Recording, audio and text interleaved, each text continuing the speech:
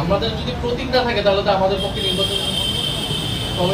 নির্বাচনে অংশগ্রহণ করা সম্ভব হবে না। আর অন্য কোনো প্রতীক তো আমরা নিব না, সেটা আমরা বলেছি নির্বাচন শাপলা কেন আমরা পাবো না তার আইনি সাংবিধানিক ব্যাখ্যা আমাদের দিলে তখন আমরা অন্য প্রতীকের বিষয়ে বিবেচনা করব। তার এক পর্যন্ত সেটা যদি নির্বাচন কমিশন না দেয় তার মানে সেটা শুধু প্রতীকের ইস্যু না, এটা নির্বাচন কমিশনের নিরপেক্ষতার প্রশ্ন, নির্বাচন কমিশন ন্যায় বিচার করছে কিনা একটা দলের সাথে সেটার প্রশ্ন।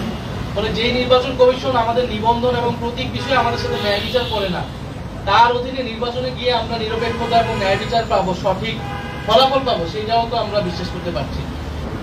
আমরা মনে করি যে অবশ্যই এই উপদেষ্টা পরিষদের নিরপেক্ষ এবং দক্ষতা নিশ্চিত করা লাগবে একটি সুষ্ঠু নির্বাচনের জন্য, সেটা সেই দাবির সাথে আমাদের ভিন্নমত নেই।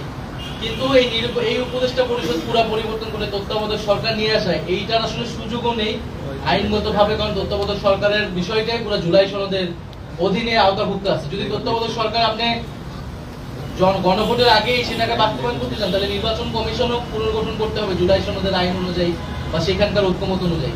ফলে এই বিষয়গুলো আসলে যারা বলতেছে তারা কোন বিবেচনায় বলতেছে, কোন উদ্দেশ্য নিয়ে বলতেছে, এটা আসলে সন্দেহজনক।